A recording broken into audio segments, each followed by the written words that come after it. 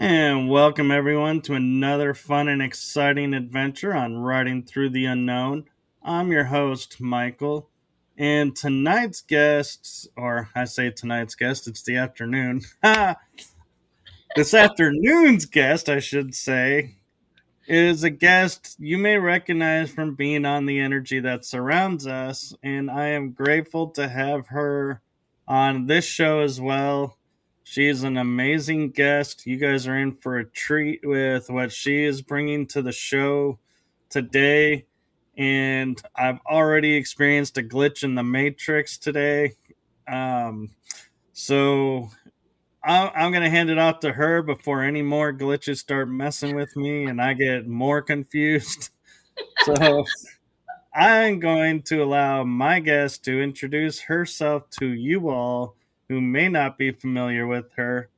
The one, the only, channeling spiritual, mystical extraordinaire, and so much more, Phaedra Jade Star. Hi! Oh wow! Talk about glitches. I already had my glitch today too, with the microphone and the video, and so much is going on right now. I think in the universe, so many things are folding in and changing and shifting that we can't help be affected. So my space has been energy for a long time, and it wasn't until later. When I started picking up things like meditation, that I realized there is a deeper resonance, like there was a deeper way to go in. So, and that just like moved through the rest of my work too, the healing practices of Reiki and stuff like that. So, I mean, today we're going to do that deep dive into what it's like to be an open channel and to be in a space to receive, because a lot of us can do that. I think most of us think that we can't tap in or we don't know how. So, maybe we'll offer a little tips and tricks today. I say that lightly, tricks on how to open and try to evolve, and so that you can experience that too. How's that sound? Yes, and that sounds amazing. And I think it'll be helpful for a lot of people because I think people look at channelers and are like, oh, I could never do that. Wow, that I'm not even sure how they're able to do that. And so I think if they had an understanding of it, more people may be able to tap into it. I agree. Oh yeah, oh yeah, and I don't think it's as hard as people think, because when you're expanding your consciousness, which means, of course, that you're aware there's a lot of chatter going on in the mind, and that not everything around you is what it seems, right? There's a lot of interference bands, so to speak. We kind of know that, Michael, because there's a lot of things that can't be explained, that can be seen on camera, that can be heard on microphones. And audibly, we can't even decipher what that is, right? I remember years ago being in New Orleans, I had this remarkable experience where we were ghost hunting at the State Palace Theater, which got overflooded with Katrina. And we took a camera and moved it down the hallway, and we saw a gas light. Now, there's no lantern there. We could go, no lantern, lantern. Oh my God, no, it was amazing, right? And then there were wisps on the floor that we couldn't see with the naked eye. So there's always things moving around us all the time that are imperceptible. So where's that coming from? Like, how is all this being channeled through us? That interesting, ooey gooey, luscious, connective energy, because it is really. And I think, when you're recognizing there's something more, you're like, well, how do I tap into that? Some of us want to be able to see ghosts or be able to connect with the dead. Now, that's a whole nother section. Yeah. But for this, we're opening up to a more divine source. Now, that exists within every being. Even your plants have this too, your animals. We are very blessed to be able to use this capacity to ignite our healing. Okay, so I remember when I was studying to become a Reiki master, and I had my hands there, and I was really charging energy, and I was feeling the vibration, and I was thinking, this is coming from an interesting place. because I myself can't just go, oh, time to charge in, make this happen. I had to be open to it. And the more I could be open to the channel and receive, the faster it happened. So to be clear too, it's not a concept. It's not like, oh, I need to be thinking about something that's coming through and this is happening. You're not trying to instigate something. You're more open as a vessel. So where I really love this is I'm doing hypnotherapy every Thursday night. It's a little different though. It's a dreamer's mind type hypnotherapy. So I ask my students to just lie down, something you don't typically do in meditation, but in hypnotherapy, that's really important. And the more they can relax, the better and faster this works. Now, the beautiful part about this is I never know what I'm going to do until I get there. I don't pre-script. I make it a point to not have any kind of directive, except I go, maybe we'll talk about grief. Or like last night, it was compassion of the heart. And that's it. The rest of it, left to source, to divinity, right? And the beautiful part is I start coming alive as I'm talking. So I don't know what I'm going to say.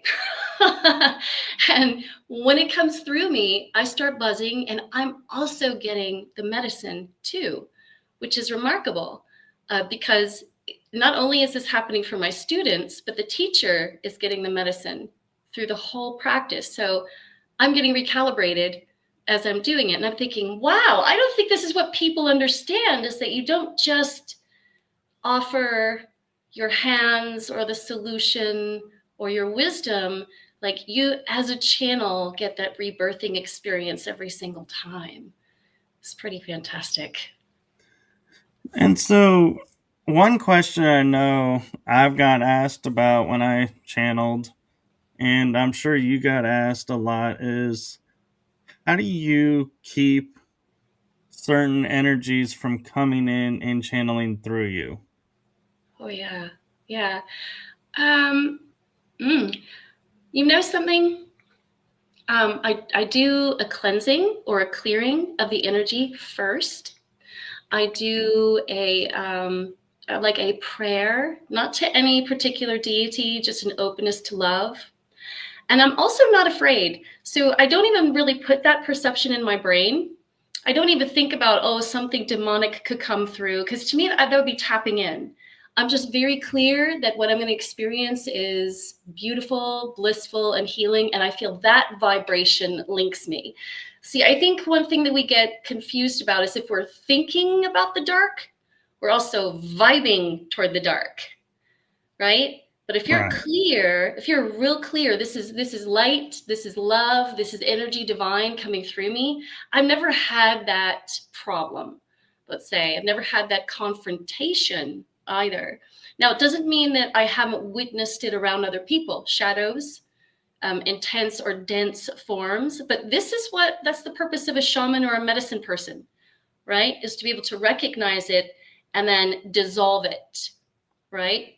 So yes, I would say saging is beautiful. I have a tincture, bells that I use, a singing bowl, even chanting is gorgeous.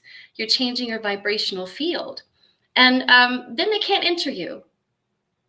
It's not in the same ballpark. And so, another question I get asked a lot about with doing energy work or channeling mediumship is how do you shield yourself from getting attachments while channeling, because you are, somewhere, some people will say, I'm not in my body, I'm somewhere else. So, how do you protect yourself while you're out of the body and someone's using it to give their messages and then return you and keep you clean, so to speak? Mm. I use a shield.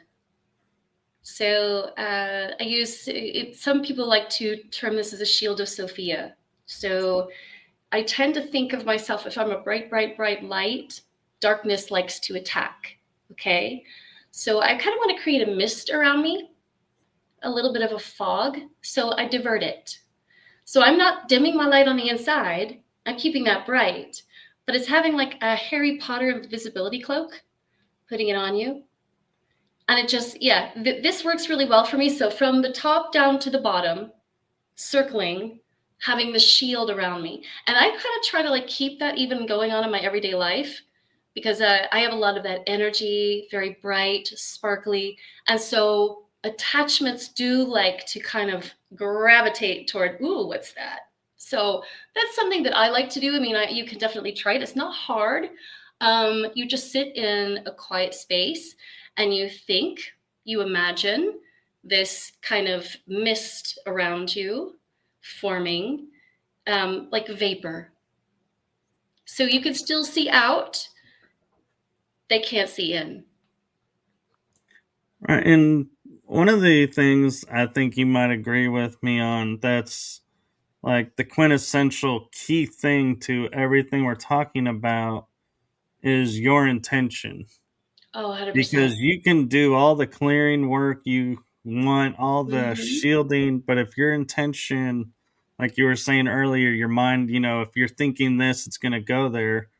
Well, if your intention is to, oh, I'm going to do this or this while this is going on, you are in a way nullifying everything depending on your Yeah. intention. So you have to watch that.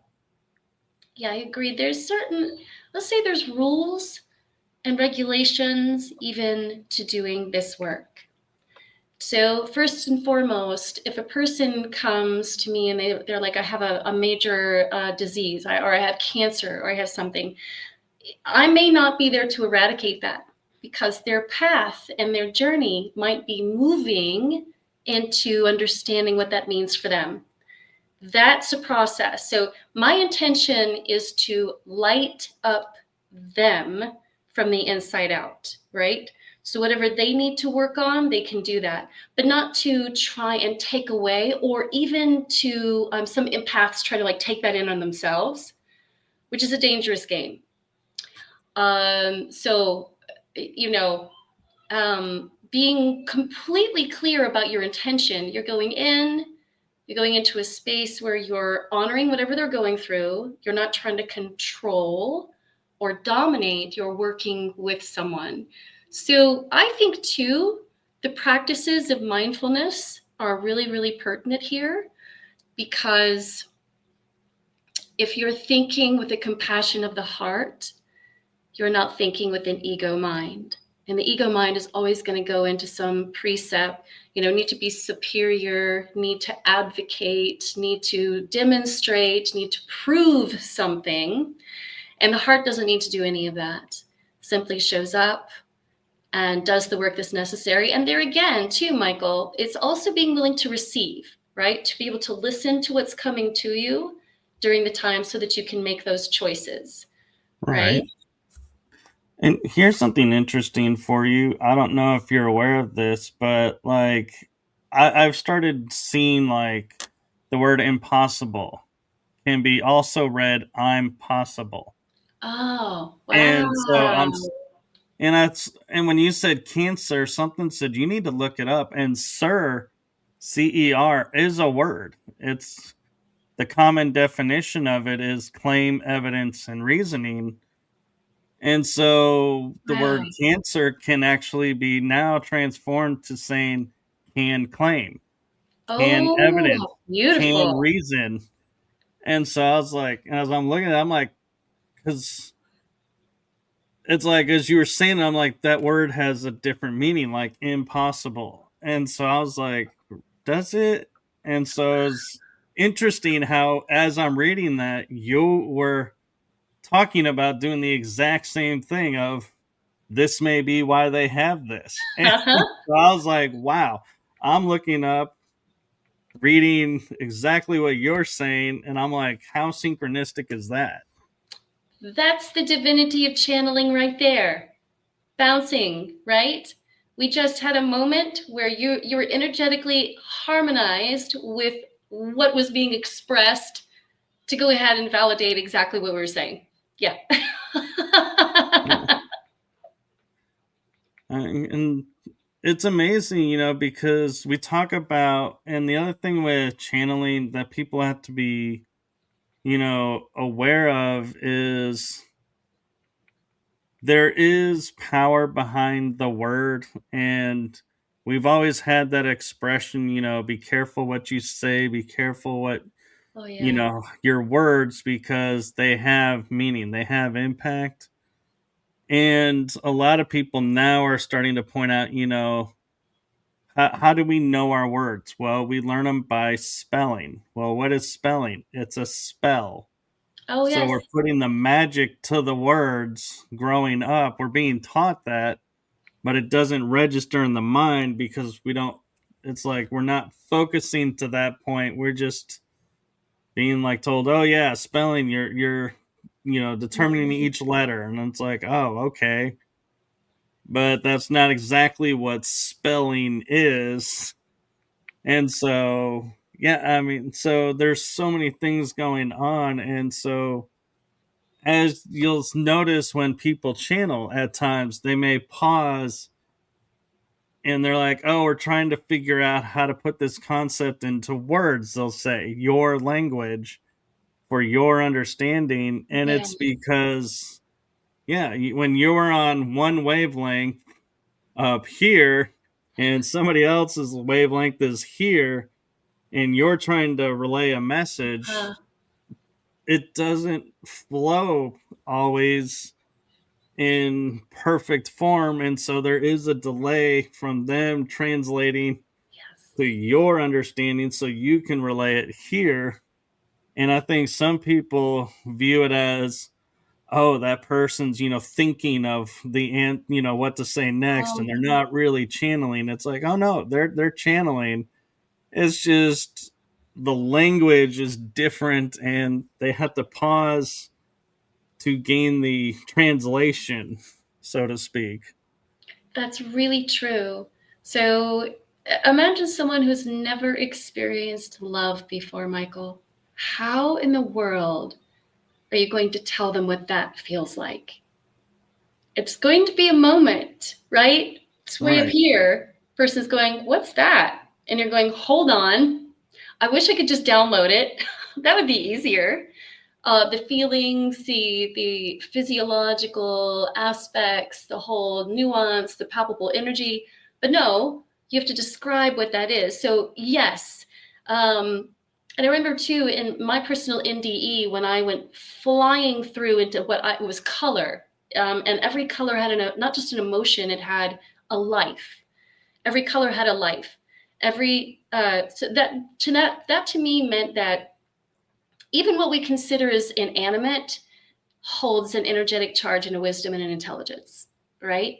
And it was very hard to describe what that was, even now, for me to try to describe what that was like to be swimming in red, blue, yellow in the cosmos as a living, birthing being existence.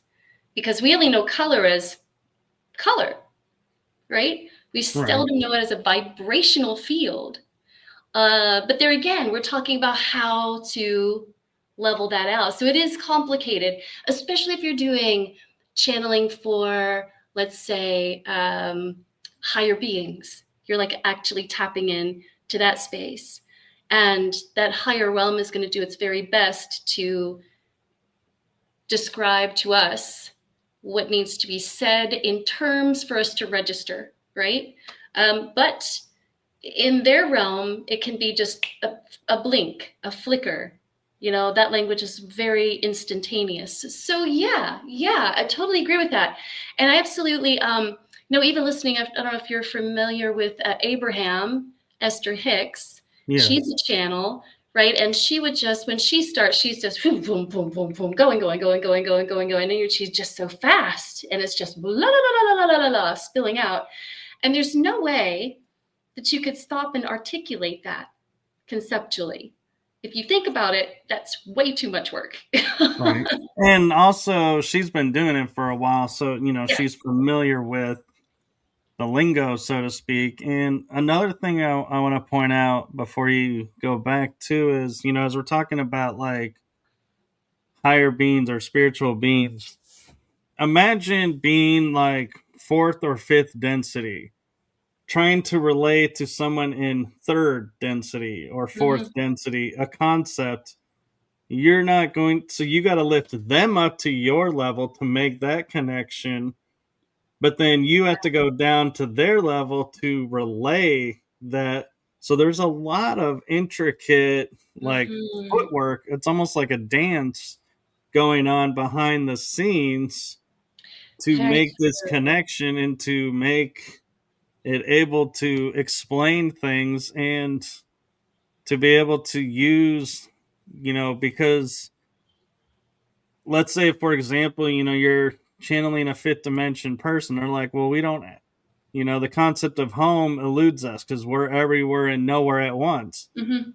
Well, then we think, oh, you're homeless. So what wisdom could you be bringing us, about, keeping ourselves, stable and everything, because we're filtering it through a 3D Yes. reality versus a 5D where you're like, oh, everywhere.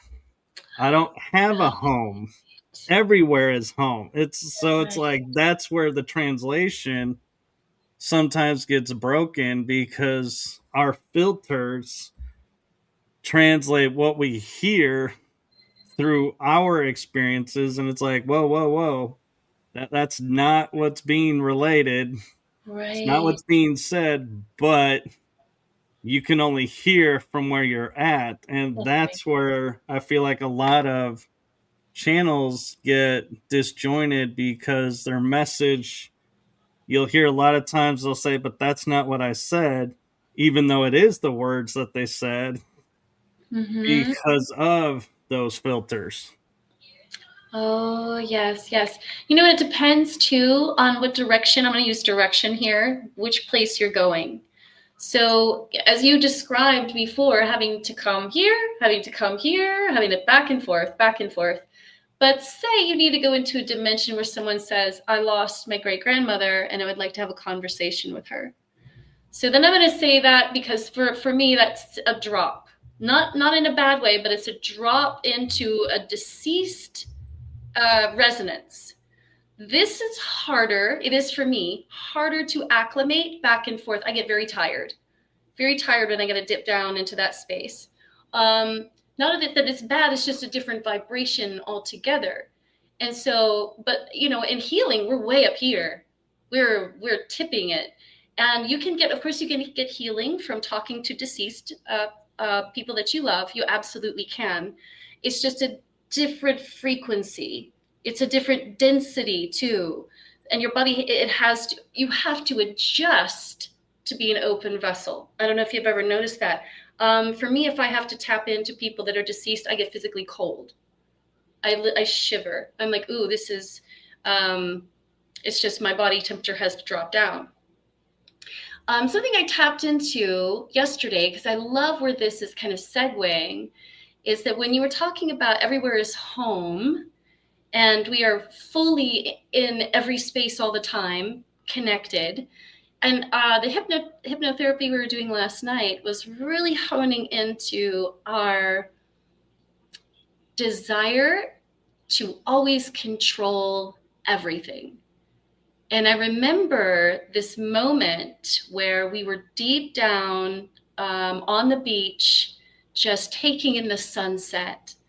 And what was really coming through in the channel was I didn't control the surge of the water, not how the sun colors existed in the sky, and it's always different. Every single twilight is different. I didn't control what stars I saw in the sky once the dusk hit, and that's also part of being open, is to not try to control what comes through.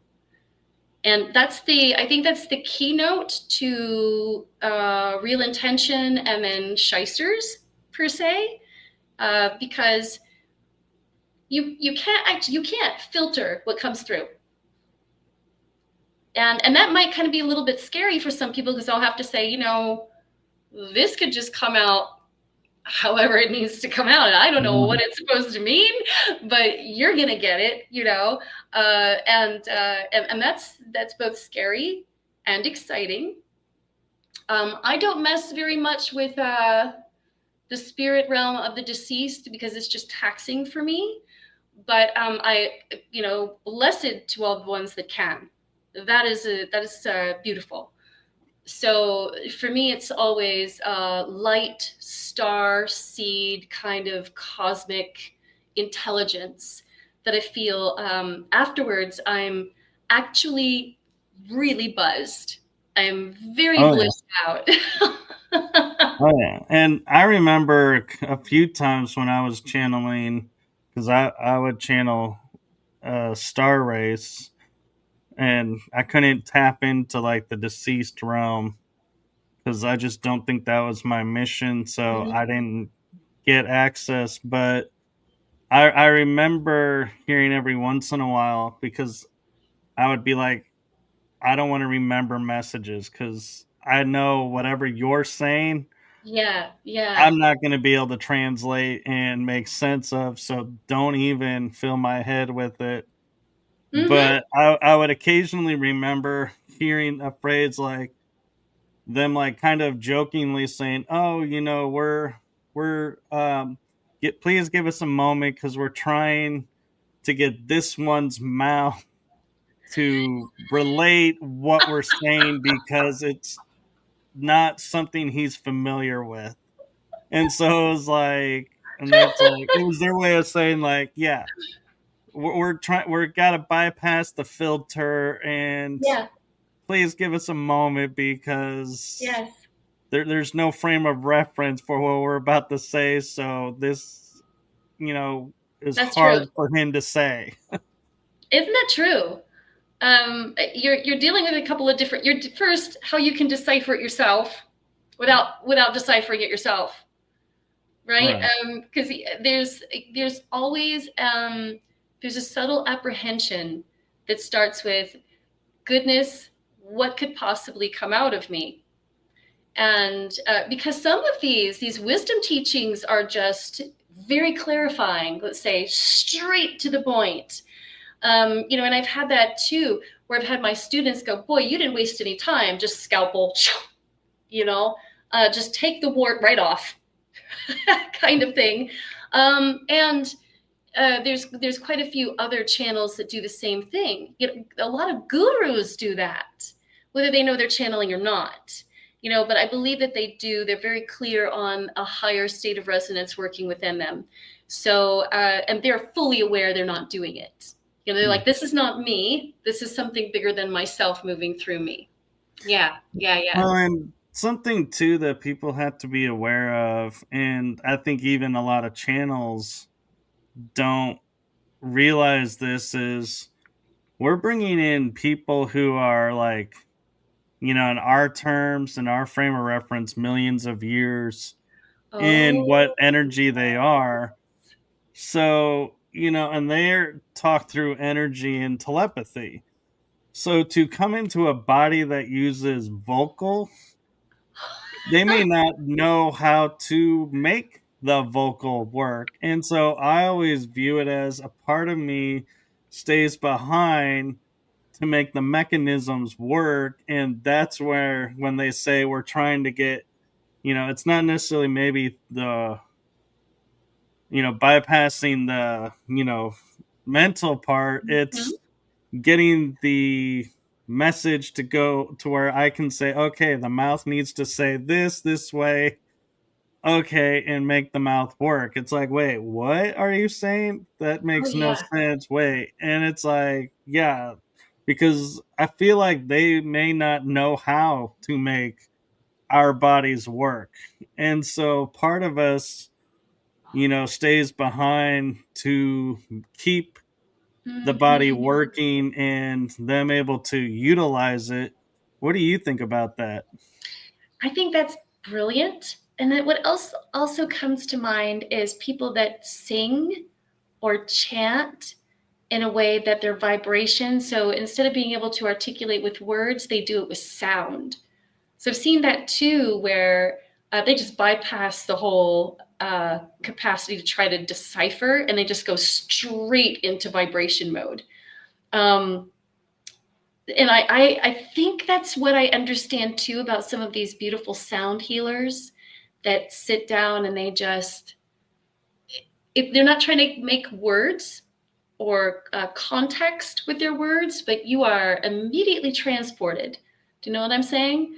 Right. And I feel that, um, and that's because higher dimensional beings can do that really fast. You know, for a space for their healing, they're like, just let's go straight to sound. Let's just hit the vibration button. And that's great for people that can open up, but they do have to, like, they still have to train their vocal cords. They still have to know how to breathe through it to be able to let this come through them for that whole expression to be fully embodied, right? So there are so many vast ways to do that. Also, I think that, you know, people that work with sound bowls and tuning forks and things like that too are also channeling with which area needs attention. Um, it's fantastic. You know, I have a body worker that puts his hands on me and he's like, "You're frozen right here, just right in there." And then he's working, you know, at the whole time his body, he's sweating, he's feeling, he's having all this go through him because he's not doing massage. That's not what's happening. It's true release. And actually my body's gone through some trauma, right? And he's feeling that. So I think it can be used in so many different modalities, Michael, right? Singing, Right. touch, drumming, chanting, like all of that is potent healing power. And then, of course, you have philosophers, you know, like Alan Watts or Ram Dass, who are hypothetically doing lectures, but they're not really doing lectures. Like, because you are transported into a completely different space when you're listening to what they have to say. They're going digging deep. Yeah. Yeah, and another interesting fact is I've seen this and experienced it myself to where you may not be feeling 100%, but you're like, hey, these people came, so, out of respect to them, I'll try and make the connection. But while you're channeling, your body is like, whatever was ailing you, Oh, it yeah. stops. And it's like, Yes. so it's like they even will go through and be like, hey, you got a cold here, or your arm isn't really functioning 100% over here. We'll temporarily fix that for you, and Yes. you all of a suddenly become alive like nothing is wrong, and you're perfectly fine. And then when you return, it's like, oh yeah, I'm back to the way I was. And it's like, thanks. You couldn't have left me in the healed space. but Right. Yeah. but that's Right. something too to notice is, that to me is a sign that, yeah, they are really channeling, because the body doesn't, in it like a snap of a finger, go, yeah, sore throat, hard, like almost laryngitis type throat, to perfect, and then Oh, back. yes. I think that's the beauty in Reiki, because when people are, you know, people really do think, you know, oh, I've got these aches and pains and stuff. You know, I've been talking about that too. If you have been able to follow my own journey from cane to dancing, my own disability is, you know, I was just full of pain everywhere, swelling, and I had no idea how to shut the thing off, right? And it wasn't just one thing, it was multiple things, energetically, multiple things. So I didn't just go and do some movement. I didn't just go and eat better. There were different facets of that that worked together. And what you find, I think, when you're doing Reiki is that a person who comes in and they're like, I have no idea how this is going to change anything, or we just hope that it does, right? And from the moment they get in and they start to relax, that shifts. So there's two, let's say, two conduits of energy happening. One through the person who's doing it, the master who's doing it, and of course the recipient, right? And if the recipient isn't open, nothing's going. But what happens is the moment that the whole process is done, you know, within an hour, They go off into a sleep. They just zone out. Like they're out for 15 or 20 minutes and you just let them stay. And it's a recalibration of what's happening.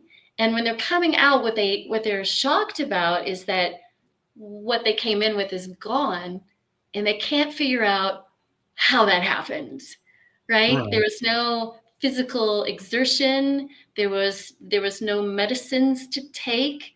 There was a very clear movement up through the channel and through the person again and again and again.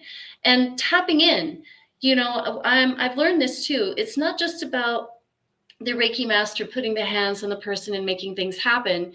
You are activating their own healing life force. You're charging that part so that it gets turned on, right? Because that's how we operate every day. I don't want to give a person one session and then in 2 years they're having this same issue where they're like, oh, I don't know how to get myself tuned in and turned on. Like you want them to tap in and flip their own switches, so to Right. speak. Yeah. Yeah. And so, as we're talking about like channeling, I know a lot of people say channelers are mediums, mediums are channelers, and I'm like, no, there is subtle differences. Mm-hmm. And one person defined it as a channel brings the energy into the body where the mediums leave it outside of the body.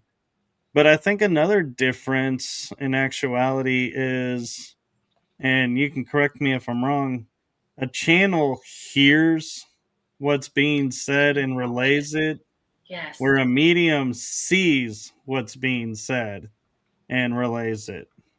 And that can cross because that happens with me in hypnotherapy is I see it and I hear it both Okay. coming through simultaneously. Oh, there's the picture. Oh, that's what's happening. Oh, that's the path. So because I have a high symbolic visual constitution and it through the dreamer's mind, both are being activated. So I think you can, because that's my experience, blend those two together. It's pretty phenomenal too, because you literally are walking the journey too. I mean, inside and out. So yeah. Okay. Yeah. I remember, yeah, I don't remember seeing things, but then again, I always had the agreement that I was off hanging off in their world while they're doing their thing. And so it's like they may have been showing images, but I'm like, I'm not there to see them. So I wouldn't know. I'm like, I'm sorry. You have me in a, another dimensional world. I am totally going to go explore. I Oh am not going to yeah. sit and hang out and listen to someone chatter and while like this world is unfolding around me. I'll be like, yeah, sorry guys, see you later. Goodbye. I'm out. Call me when you're done. For sure. Yeah. Yeah. I mean, this is the best. I don't know. This is the best high there is, helping other people. For me, being of service to other people. And it's not a sacrifice. That is a totally different ideology. I step into a space, and even with people that come for Tantra sessions, and that means that I first have to know where their space is, what it is they need, because we're talking embodiment here. What is it Right. they're struggling with, right? And through that awareness, my own switches get flipped on. Oh, that's what they need right now. And there it lands, right? So I tell people, bring a notebook and don't ask me to repeat it. I won't be able to. Right. you know? Yeah. And one of the fun facts that I had happen on one of my channeling sessions was because when you channel, you have to have full trust that what you're doing and what you're saying is what's happening and unfolding because otherwise the connection won't hold and so you won't be able to do it. But when I was done with one of my channeling sessions for a group of friends, a friend walked up to me and she says, I know you were just channeling because your eyes, the color of your eyes changed. Oh, And I wow. was like, in the back of my mind, I'm like, yeah, they do that sometimes. But then I was like, yeah, but I wasn't in my body to do it, so they did it. So okay, cool. They were, so it was like a secondary validation of, yeah, they were really in my body Oh my because gosh. that's something that you have to do from Mhm. within. It doesn't just happen. That's right. Well, my eyes are typically closed during my sessions because I'm going super deep in, so I wouldn't know. I wouldn't know, but I can only assume that there are definite changes. And of course, if you've ever seen people that have done the kind of mediumship that you're talking about, where uh, ectoplasm has been expelled from a person, and their whole being is uh, part of this thing. It's remarkable. If you can think about that too, I think that's also part of our fear is if they have that much control, what else could they do? Right. Um, and I do believe, being a priestess too, that you do have to be mindful. There are all kinds of vibrational energies around you. Always, you have contrast. To your light, there is the dark, and so it's no joke to make sure that you do protect yourself, but you don't have to do it in such a way where you feel like, oh, everybody's out to get me, because then you're like a beacon for that kind of thing. But it is, when you think about it, what could be done in the healing aspect if your eye color is changing and shifting? What other things can be done? Because I've heard of people having tumors shrunk. I've heard of people having diseases completely gone. In a session, it's not uncommon for people to come after one session and go, my knee pain has disappeared, or my asthma is disappeared, or my PTSD is significantly better. For the first time in my life, I didn't have an anxiety problem. So those things are like, I didn't do that. I was just a channel to deliver that. And then you were open to receive it. So that's the beauty of it, is that I feel it is medicine. I purposely decided to not be a Western medicine doctor, or go that pathway, because energy has been my game since I was a little tiny girl. My mother had birds. I don't know if we talked about this before, but there would be birds that would fall out of the tree, and there was a very slight chance they would survive. She would say usually the mother bird often will just abandon it, or they'll be eaten by another creature. And the first thing my mother would do is put them in my hand, and she'd say, cover your hands. And I want you to warm your hands and start thinking about healing the bird. And then we would take the bird into like a little incubator, feed the bird, bring it back to life. But its first instance was keep putting that bird into your hand in between, keep holding and nurturing. And it was important what I was thinking, Michael. I had to be thinking ahead, seeing this little birdie healthy, seeing this little birdie strong, right? Growing feathers, and running that charge through my hand, through my heart, because your chakras in your hand are your heart chakras too, right here. So that's why if you hurt someone with your hand, it hurts your heart, right? It's the Right. same context. So, thinking about that, the hand healing, the laying on of hands, the intention, all of the stuff we're talking about is still a channeling. And that's the beauty of it. And so people can do this. I think we were talking about this in the beginning, but how to get there? First of all, I'm like a die-hard meditator. You have to be willing to observe without getting caught in your own chaos and your own stories. Oh yeah, it's going to happen. We're all human, right? But being willing to say, oh yeah, I had a human moment right there. So come back into your space. But the more you can do that, the more you open your brain for better possibilities, the easier this is. So look, you're not going to go to school and they're not going to have a checklist that says, this is how you become a channel, and you do da, da, da, da, da, da, da. They'll say, meditate, sit quietly, observe, contemplate, study with the compassion of the heart in mind, because the heart is the one source, the one mind that should be listened to 24/7. But our brain gets in the way and says it's the other way around. And what do you think about the theory that, people who read tarot and oracle cards are actually channeling? Totally. Totally. I used to read the Fairy Oracle on Jackson Square in New Orleans. And there's no like pamphlet that says swords and pentacles and this means this. That card is pure intuition. You pick it up, you sit with it, and you go, uh-huh, okay, this is what this means. You've got a lot of deception in your life going on. People don't often like being told the truth. And so Yeah. most people will try to sugarcoat it. But if you're really channeling with the deck, then you're oftentimes getting right into a person's like, because people are like, am I going to win the lottery? Am I going to fall in love? And you're like, well, the lottery is pretty, it's pretty tiny. Okay. Falling in love, if you're headed in that direction, there's a good darn chance you can. Yeah. Now, but you still have work to do if you want that love to be something that's maintained and going to grow, right? You come in with the same ideas, you're probably not going to be in love for very long.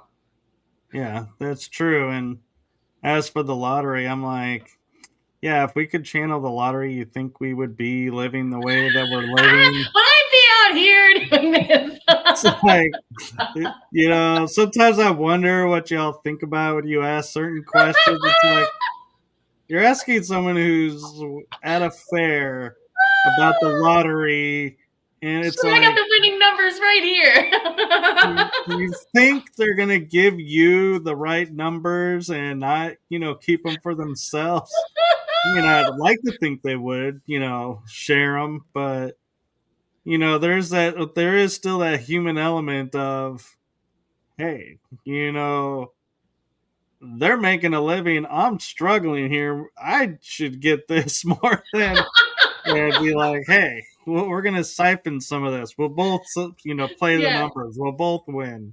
that's right. That's right. But yeah, I've had many people who, are like psychics. And when somebody asks about the lottery, their response is, do you think I would be standing here right now if I could channel the lottery numbers? Oh And man. everybody in the No. room starts laughing.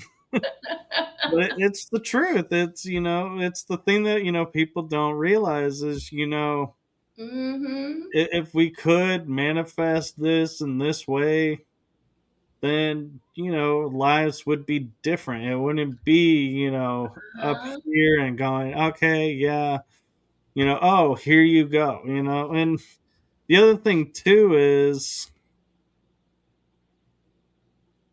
I want people to understand, like, when you are in conversation and all of a sudden you say something in your mind, you're like, where did that come from? Or Oh what yeah. is that? Or, if you watch my shows, a lot of the questions I'll ask are like, I get compliments from people saying you ask great questions. Well, I'll be honest, a lot of the questions that I, come up with aren't here Oh or yeah. here. They're Right. from up there. Oh yes.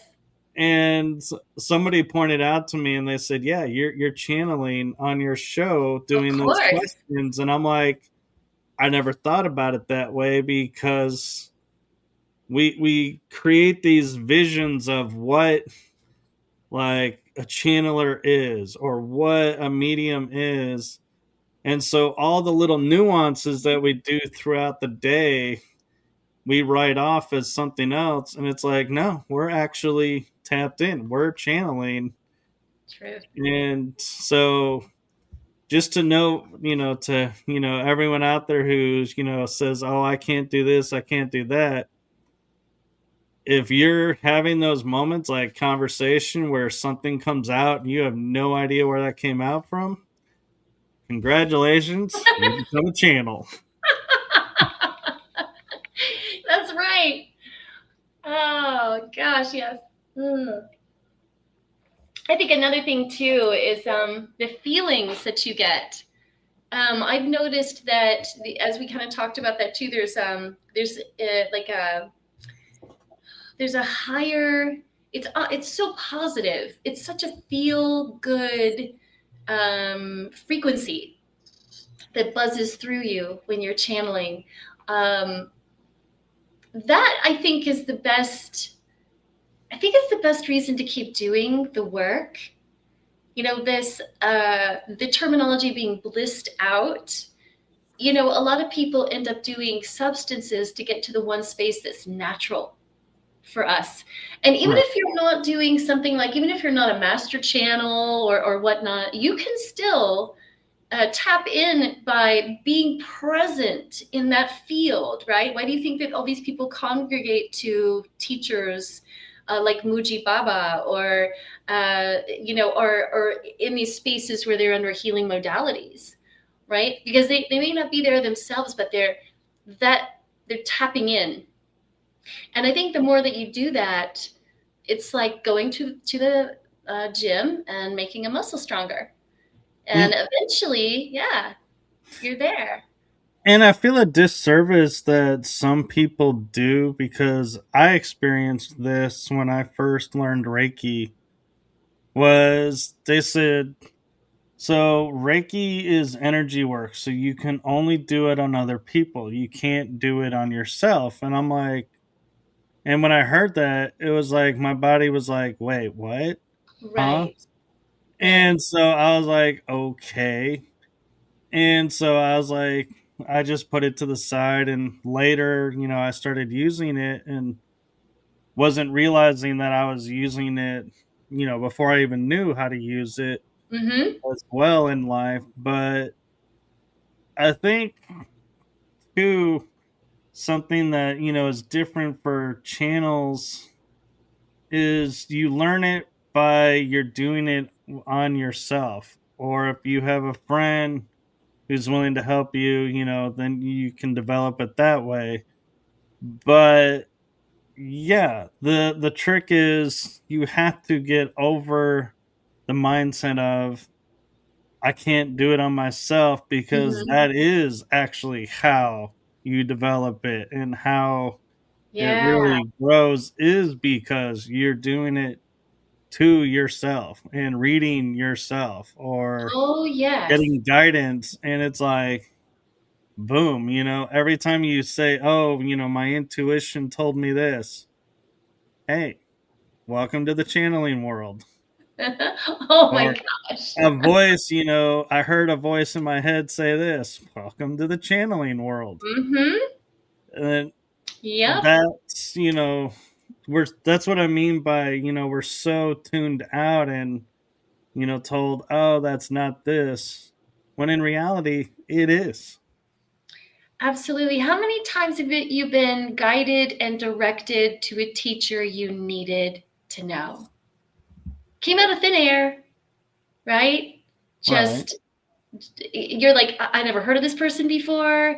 Maybe this just dropped into my feed, or a book appeared, right? Or like with me, I had a student who said, have you ever heard of Eckhart Tolle? I was like, who? Right?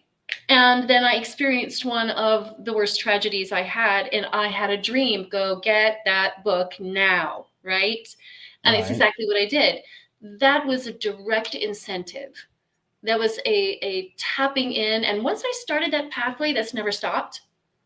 I would keep like, I would just pay attention. Michael, that's the thing. Most of the time it comes around and people just dismiss it. They go, oh, and they go, wait, wait, wait, slow down. Because there's relevance for the reason that those people showed up in your life. There's a Right. definitive message in there. There's a guidance and there's a healing in there. And if you can take that and slow down and realize there's nothing more important to do, that leads you on the path to other things, because we're all growing. Yeah, and here's another example that I think might shock a lot of viewers is say you're driving home and you always will turn right to go home, but you all of a suddenly turn left and go a different route and go Oh, yeah. home and find out, oh, there was an accident along the way, Yep. or something happened, and could have been an accident Yep. There were that happened accidents. along that way. Mm-hmm. That's a channeling that you Right. were, you know, you listen to a voice or something that told you to go the other way, Mm-hmm. you were channeling in that moment. Isn't that remarkable? Many people have been like, I should take a different flight, Yeah, or I should take a different path, or today was the wrong day to come into work. Some of those people that experienced 9/11 felt, don't go to work that day. Just don't. And there was something, let's see, there was a beautiful story about this tsunami that hit, I think it was Thailand at once, way, way, way back when, oh, it was in China, actually, way back when the deities of the feminine goddess were being celebrated. And there was a handful of people that all had the same dream of a woman in white, and they were like, you need to move, leave your homes. They were leaving in droves over a dream they had. Okay, I mean, how does that happen? So that's a clear sign of how other channeling intelligence can exist within us when we're tapped in, right? They had a belief. This is something else too. They had a belief and a knowing, and they were open to love, and through that the message came that saved many lives. So it can happen taking the left turn. It can happen postponing a certain plan. And you're like, I have no idea why I did that. But that's the thing, is to be clued in to listen, right? Yeah. right. Yeah, for sure. Yeah, it's almost like I would say, maybe 90% of the time when we say, oh, my intuition told me this and I followed my intuition, that was probably channeled Yeah. experience. I'm not going to say 100% because sometimes, it is your intuition and your gut Yeah. Yeah. telling you something and it isn't channeled, but some of the times it may be. And so, the thing that I would think that it comes down to is you got to trust yourself, trust, that you are in tune with your body to know that if something resonates, go with it. If something Yeah. doesn't resonate, there's a reason for that and walk away. Yeah. And that helps so many people in everyday life and, situations could be avoided like, you could be at work and, the boss is trying to entrap you in something so that he can do something that, isn't above board, so to say. Mm-hmm. And if you start walking towards the door and you're like, something doesn't feel right, veer off and avoid it because, yeah, some things you don't want to be involved in. Yeah. Or, it could be, simple like that. Or it could be, somebody else could have been in there that even the boss didn't know about. And he could have had, been getting ideas for later and something could happen in another way. Yeah. So you never know who and what the feeling's coming from. You just have to trust, avoid it. And I'm not saying, if your boss ever calls you into your office and you don't want to go in, say no, because that'll definitely get you fired.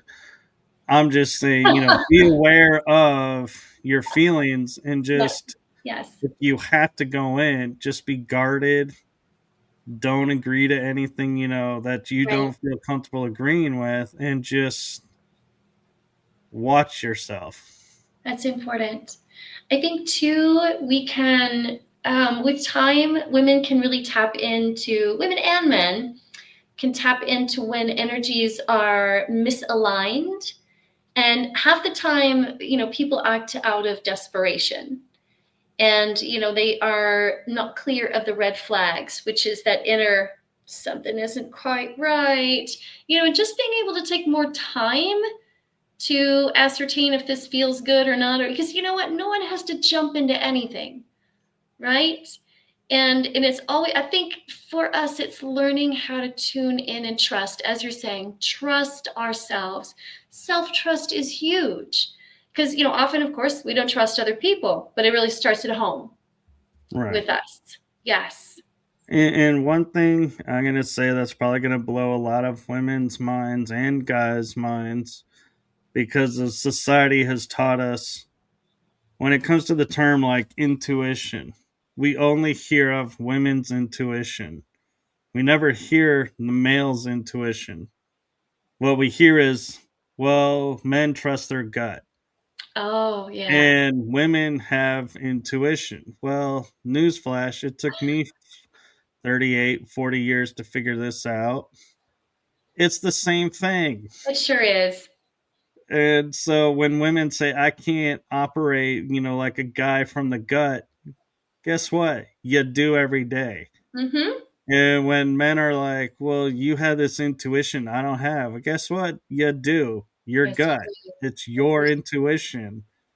do. And so Yes. when you realize that, some of the things that you think about that this person does that you don't aren't capable of, start becoming capable, and you start realizing, oh, I already do that.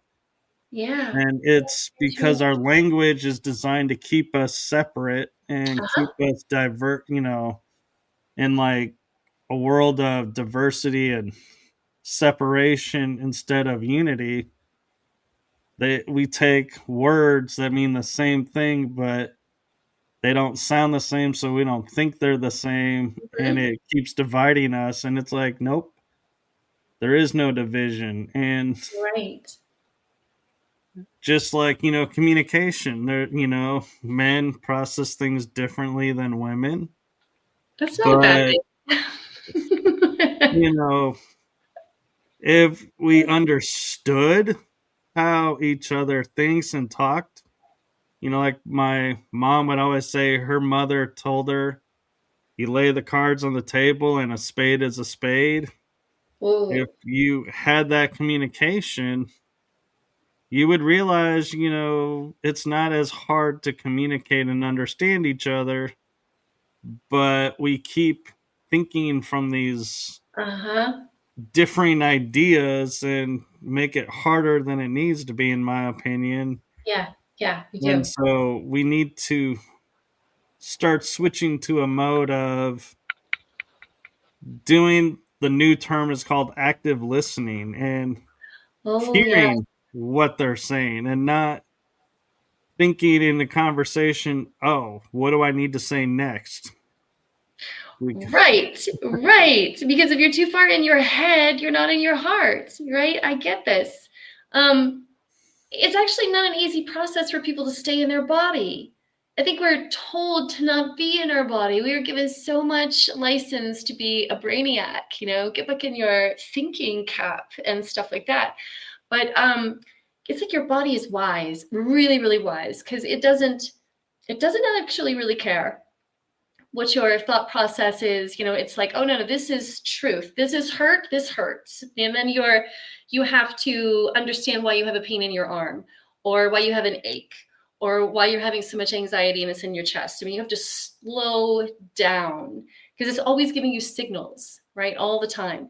um, we do tend to think so much of him and her, black and white, and it does create a rift. We do have different ways of modalities of thinking. True, men are more linear and direct, and women are more cyclical, and we circulate the emotion. That's what we do.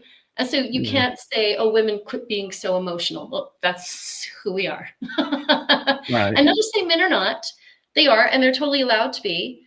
But we are really, really connected. We are, when we're in utero, we're the same. We are not actually, those parts of us that become male and female don't become determined until a little bit later. So we all look exactly the same. They've even shown that like baby cats and dogs in utero look the same. It's interesting.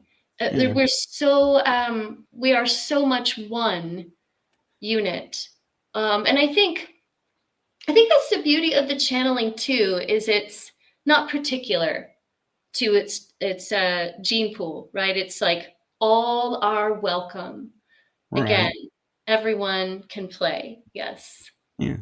And I think what I've noticed through my experiences and my observations is when you look at, like we say everyone processes differently.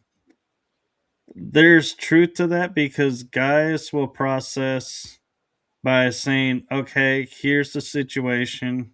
Here's where the flaws were. This is where it fell apart. This is what needs to be done. Mhm. This is the action to fix it. Done. Got it. Learned. We're good to Yeah. go. Yeah. Women, on the other hand, go, okay, well, this is where it fell apart. This is your part. This is my part. And Uh-huh. I got to figure out your part and help you with your part because then I can help my part.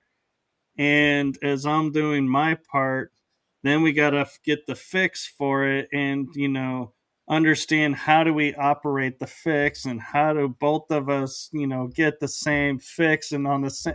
Uh-huh. And then not only do we implement it, but we figure out how to implement. How does that plan look? How does that look? Yeah. And so there's so many more layers to it. Oh, yes. And we're like, we could be done in 2 minutes with an argument. And that's where women get so confused how we guys can be like about to be like in a fist fight and 2 minutes later be like Hey, laughing man. and cutting up what Yeah. watching TV.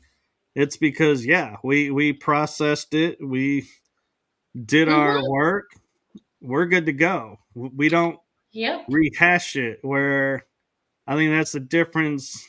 A big difference I see with women is you get to the solution, but then you go back and it's like you're almost doing a double check and going, wait, did we see everything? Did we?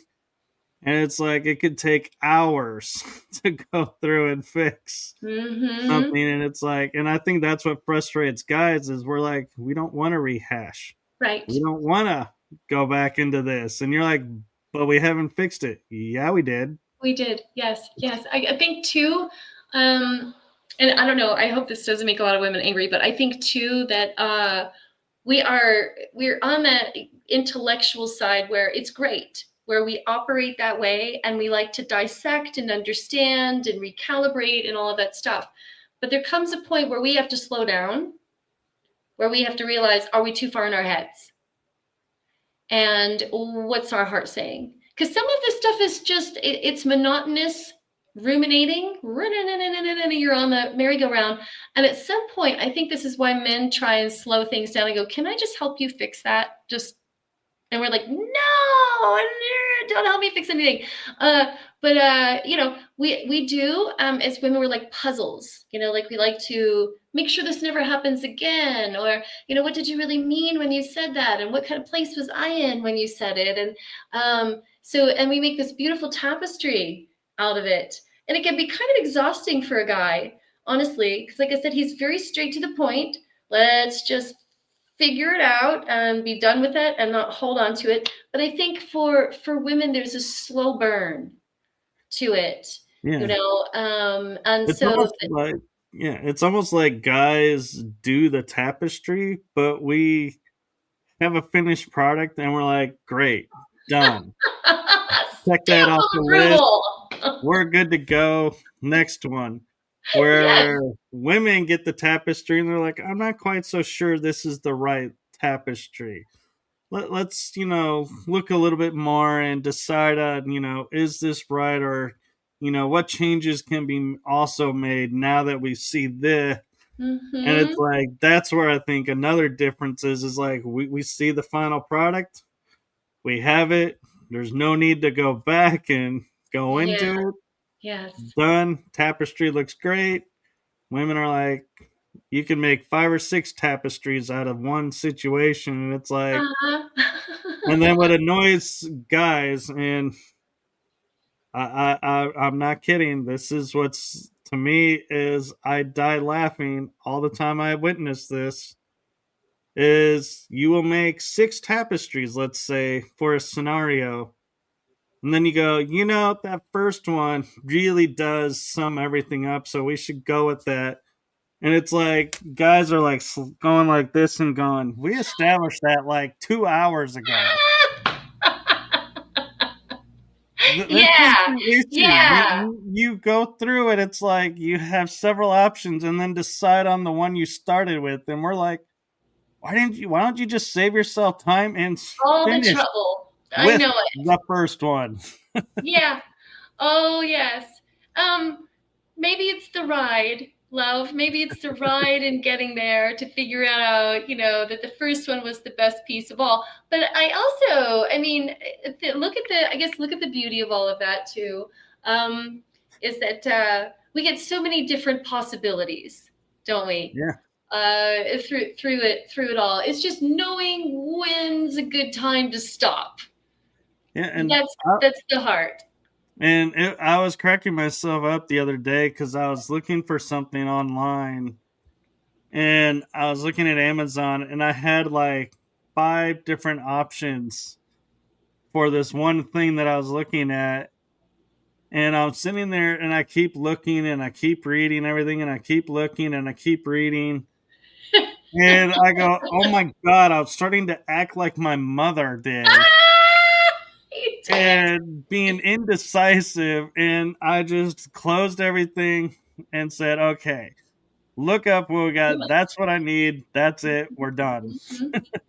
And Oh yeah. I was like, yeah, I started laughing that I was getting caught up in going, oh my God, I'm starting to do what she would do. And it's like, and I see the trap. And it Oh really is a boy. mental trap, in my opinion, because you're like, you have it, but then you're like, oh, wait, is there a better option? Or, oh, wait, is there one that doesn't have this issue? Oh, is there Mhm. one that, is better this or that? And it's like, before you know it, like 20 minutes has gone by, and you're like, I should have been able to get this and be done in 2 minutes.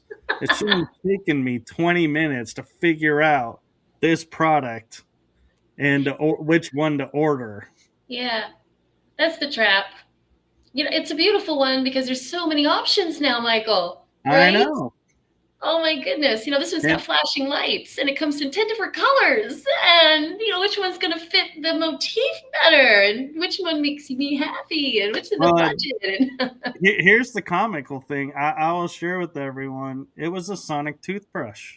The one I had was not powering up very well. It didn't have the pressure behind it. So I was like, batteries dead. And so it's not recharging. Need a new one. I went through like five or six different brand like options and different price range. And I'm like, what am I doing? I just need an One electric toothbrush sonic that does toothbrush. this.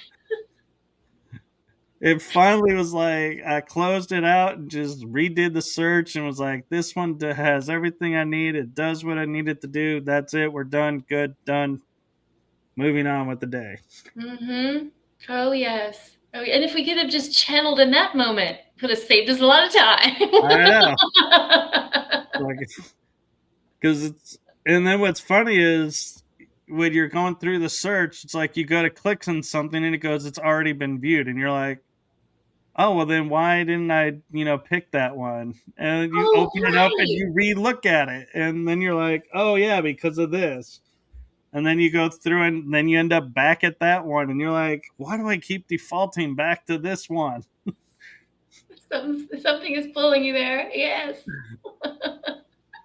But yeah, it was funny because I'm like, God, I'm starting to shop like my mother. Well, now we see, yes, and that's not entirely bad, right? No. But boy, it's time consuming. Mm-hmm. Oh, yeah. It was frustrating too because there would be moments where I'm like, I put this in the cart, but I didn't see it in the cart. And then I would go to select it and it goes, you already selected this on this date. And I'm like, no, I didn't. It's not Better in the remember that cart. one. And then all of a sudden it's like, oh, it is in the cart now. Oh my gosh. It's I think we're probably channeling more than we realize. I think we do too. Mm-hmm. I think we are, and I think gut instinct, because that's our first brain, our gut instinct is always giving us messages. I don't care if you're in the grocery store working out what's the best produce to be purchasing.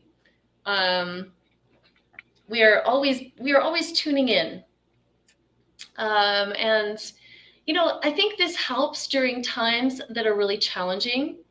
Because I know we were talking about a lot about helping people, but when we're coming into spaces, because this happens in life a lot, like the carpet is pulled out from underneath you. Perhaps we've lost a job, or there's movement that's happening, and there's a lot of uncertainty. And how to get into a space where you can just feel connected to the higher space, knowing everything's going to be okay. And I think that that has a lot to do with channeling as well. Being open to that medium is because a lot of the times, Michael, we can reinvent the worst case scenario a lot. And we Oh, can, yeah. almost be our own worst fulfilling prophecy laying into that. So being an open conduit to other possibilities that you can't yet foresee is just as important. I think that happens on an everyday basis, and people don't think about that. They hear about prayer, they hear about, things like that too, putting their faith in something. But I'm not talking about that. I'm talking about being open to what can move through you, just knowing, you know, Right. pouring And through. and there's also the part of, when, you hear someone saying, "Oh, if you make this change in your life, it will really heal you and it'll help you do this and this." And then when you talk to that person off stage and they're like, "Yeah, I had this chronic pain here and, or this," and your mind automatically goes to, well, this person just got done doing a talk about healing thyself. And if they can't heal themselves, why should I listen to them? Yeah. And it's Yeah. like there's that connotation too of what you're saying doesn't match What what you're you're saying. showing Yes. everyone. And Yes. so that causes conflict with people because they're like, wait, you're obviously not doing what you're preaching. So, how valid is Mm-hmm. that? And people don't realize, well, no, that's not what's happening, but yeah, I can see why you would think that, but yeah, and so that's, the flip side of it too is, as channelers or mediums or, anyone who's, out sharing a message,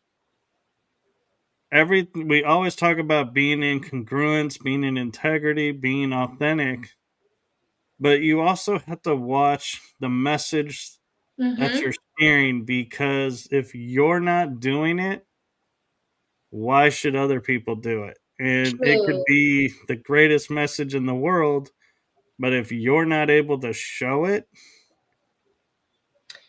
people aren't going to follow it. And so that's the dilemma, I think, because I mean, like we said, when you channel, the body heals itself and is great condition for the channel. But when they leave, you may still have the sore arm, the cold may be gone, but your arm may still be sore, or, your shoulder may be back in pain. And it's like, oh crap, you know, why Yeah. didn't they heal that part? But at least I don't have the cold. But, and we start to wonder, well, because this didn't happen, did this really happen?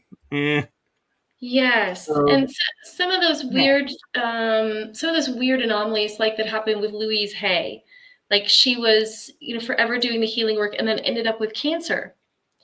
And you go, oh, or Dwayne Dyer. I don't know if you know his story, but here's a guy who was helping people for a long time, ended up with cancer, and before he died, the cancer was gone. So he didn't die from cancer.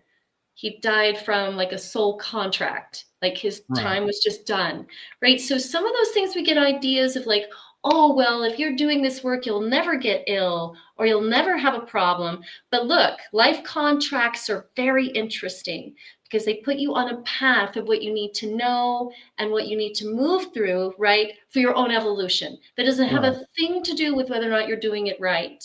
So, but I get what you're saying. There are people who clearly do the work and some that don't do the work. And I think you feel the difference in that. And, I remember Salma Zadora, the first person I learned Tantra from, she actually committed suicide. This was really hard for me because I thought, if you killed yourself, and the work that we do is about self-love, how am I supposed to take what you've just taught me and really, how's it supposed to have weight to it? But I had to step back and I had to feel into the possibility of what her life, what that was meaning for her, had no relevance off of the work that she was giving. None whatsoever. But it's Right. such a blast for something like that to happen, for a teacher that you love so much to take their own life. You're like, how in the world could you ever come to that space? But she also had some other conditions that were making those things very challenging for her. So it was kind of a building up of stuff. And again, her life journey, right? Her own passing. And I actually can't sit there and hold that against her. See, because then I'm not practicing the love that she was integrating. So it's really Well, interesting. Yeah. it is, and it comes into a fundamental that I learned and had a hard time coming to terms with, but finally did. And man, did life change when I did. And that is truly not being attached to an outcome. Mm-hmm. And what that looks like is, for example, doing this show. If I was attached to the outcome, I would be like freaking out. Oh my God, did we talk about this enough? Is this coming off clear enough? Are people really going to listen to this? And is this topic really, a topic that people are interested in? Yes. And all these stories will start coming in because you're focused on a particular outcome and avoiding another outcome. So you're playing two different scripts Mm-hmm. on top of each other that are in conflict of each other. So it's like you're constantly feeling stressed, constantly feeling disconnected, constantly feeling, pulled in Yeah. different directions. And you're like, oh my God, it stresses you out. It creates anxiety. Where if you approach it from the stance of who's going to hear this episode, is the one who needs to hear it, and those Right. that don't need to, when they need to, will find it. That's not being attached to the outcome. That's just stating, okay, yeah, if, the people watching it that are watching are getting what they need, great. Yep. If they're just watching it to watch it, that's great too. But the difference is you're not stressing over the Correct. outcome. Yes. Correct. And that's going And, to make it hard to be a channel when you're too far in your head thinking about how it should all be turning out. and often I wonder, and again, this is not a medical diagnosis, this is just my observation, is a lot of people that have anxiety attacks or high anxiety, how much are they trying to please everyone around them and not Mhm. focus on themselves, and are getting pulled in so many directions? And that's why they're going through what they're going through. They don't necessarily need to be medicated. They just need to relook at their priorities. But again, that's just my observation. I'm not telling anybody who Right. has anxiety to, stop what they're doing and do this. Right. No. No, no, no. I think too, it's that kind of thing because I dealt with that a long time. Um, because if we don't feel safe, we want to control things. If we're used to our world delivering an animal from the sky, we're hyper vigilant, and being hyper vigilant causes anxiety. What's happening next? Oh, I need to control this. Oh my goodness, I hate uncertainty. It feels unsafe. So if you get back to the core root of that, is, again, self-trust. Can we open enough in our own understanding to go, I'm not only okay, I've always been okay, I'm going to be better than I was before, or the situation will be better than it was before, because it always seems to move in that direction if you can open to it. If you're, this happens 100% of the time. If you are weighing into worst case scenario, guess what pops up? Worst case scenario every time. So anxiety really is playing on those two hemispheres, like a tight banjo string. So breathing, pausing, being comfortable with being uncomfortable for a little bit, because depression follows anxiety. Both of them come flashing at each other, because one's depression really is that being stuck kind of in that past mode where things didn't work out right, and you're worried that they won't happen again the way they should. And anxiety is the future. Oh God, oh God, So they're smashing on top of each other. But here in the center, right, that's where the divine source comes through, because this exists right now in the moment, here. And the brain will do what it's going to do with the stories. And oftentimes, Michael, we get so freaked out. We're like, okay, but look, if I'm not controlling things, how does anything get done? It does, doesn't it? I mean, you don't forget that you need to brush your teeth when your teeth are like, need to brush my teeth. You get it. If you're hungry, you eat. If you're thirsty, you drink, right? And if you Right. need to make a decision, you make it. So, and our world is charged in those two hemispheres all the time, depression and anxiety. I mean, I'm saying this because as a person who's a holistic worker, you would think after doing this for 2 decades that we would see a decline in both of those, and we don't. We've seen it elevate. So Right. we know that, but we have a deeper understanding now. We really do. We have more of awareness on what that means. We're doing more meditation mindfulness practices. Doctors are now recommending these practices as well, to say this is something that you could do this non-medicated. And we suggest that you do it because it has lasting results to it. Right? Again, And yeah, and I'll share my personal stress, story that I had was I lost my dad and I was like, what can I do as a tribute to him? And we always enjoyed watching shows of people, talking about disclosure or, something that wasn't, mainstream thought. And I was like, he always thought, why don't you do that? And I was like, I always said to myself, that's not my field. I don't have a stake or, a familiarity with that. I don't right. think I could. Well, when he passed in a for a month, I was like, nope. And then one day I woke up and I was like, I'm gonna do a show. And I'm gonna try and I'm gonna do, 10 episodes, just 2 a month, test the water, put my toe in. If it makes, it makes. If it doesn't, it doesn't. But I was like, now I got to get guests. But, who's going to trust me to come on? Because nobody knows my name in this field. Oh my goodness. So, this, I'm like, I'm going to burn. This is, doomed to fail from the get go because I'm a nobody. Nobody, I have, nobody's going to come on. And it got closer and closer to the time I wanted to start the series, and I was like, "Oh my god, I only have 3 guests now." And do I start this because I don't have guests? And what happens if I don't have a guest? What am I going to do? How am I going to make this work? Yes. And I finally one day it's like something clicked in my head and I was like, "You know what? I'm stressing over nothing. If I've already told myself if this makes, great. If it doesn't, I'm okay. I Yeah. tried and I can hang my hat on at least I tried. And if it didn't succeed, wasn't meant to, but I at least put myself out there and tried. Yes. And I launched the show with only 3 guests, Yes. and it unfolded to having 11 episodes.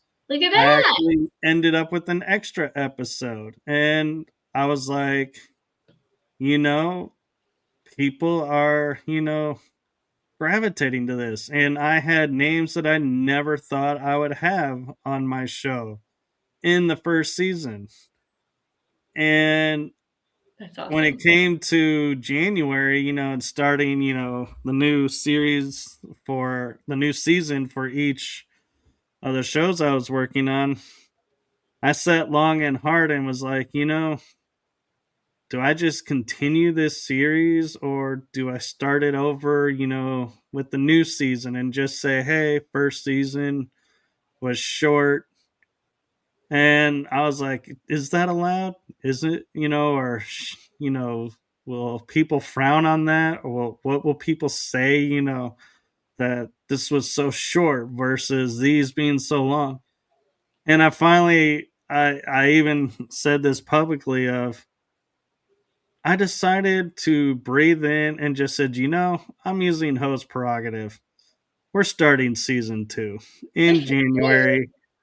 Season 1 will just be 11 episodes. It is what it is. And we're going to start doing it this frequency. And Hmm. then the next season, I was like, well, you know, there's more, people interested in this than I thought. Let's up the frequency. So now it's a weekly show, sometimes multiple shows a week. But I've come to terms of a space of the episodes will unfold when they will. If somebody can't make an episode, I can fill in, or I have friends that I can contact and, sub out and, be like, hey, this is who's on now. And people come and watch. And I've had many great experiences on shows and a lot of firsts on my shows for me and for the guest. And so, what I'm trying to say with this is, we can let the stress control us and keep us suppressed and keep us in a stuck atmosphere. Or we can turn around and say to the stress, you know what? Thank you for the gift you've given me. I now see this as this. And so, thank you. I no longer need to be stressing about this because this I know will unfold and happen. So, Hmm.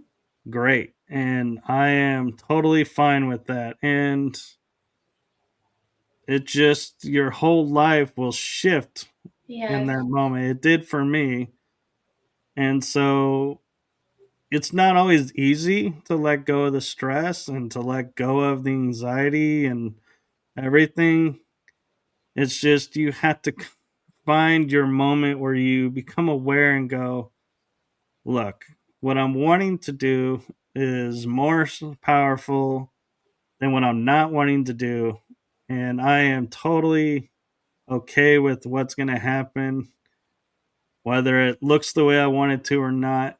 Right. Done. And that's it. And then boom. And let it go and let Yes. it be what it's going to be. And that's the beauty of it. And I think if more people did that with everyday life scenarios, you know, how different life would be. And yes, I know, you can't, if you have a boss that has these demands, you can't, say, I can't, push this deadline off to make my life easier because the boss wants it then. He wants it then. There That's is right. no, I can, change my path, but just change how you view what's being done. Change how you Yes. view what the stressor is and be like, hey, you can trust the idea that comes through and put it down to paper, make a presentation around it, give it to the boss on time or early, And if he likes it, great. And if he doesn't, he's going to tell you how to fix it. So you're not starting back at square one. Right. You're starting from a new spot and say, okay, we got to tweak this. Thankfully, I have time to do that. He's giving me a new deadline. Make the tweak, give it to him, and he may be like, hey, I actually, think the way you had it the first time is great. Key there is Mhm. don't overwrite your work. Yeah. Save it in different ways because then if he goes, oh, the way, I thought I slept on it a couple of days and I'm actually liking the way, you first presented it. Can we go back to that? And if you say no, because I don't have it, then you're going to be in trouble because he's going to be like, well, what do you mean we can't go back to it?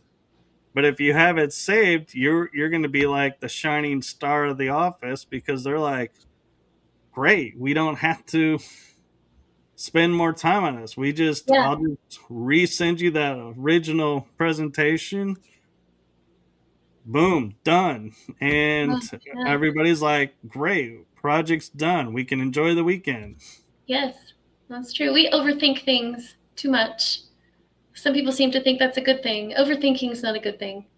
Yeah. Or underthinking Oh, because that too. they're like, and by underthinking, what I'm referring to is the adage of the boss wants it this way. I think this is better, but he's the boss, so I have to do it this way. Do it your way and present it and see what he says because you never know. He may, be the type of boss that says, wow, I'm so glad you brought this to my attention because this didn't even Sure. come into my mind and I think this is brilliant. Yes, let's make this happen. This will make everything so much better.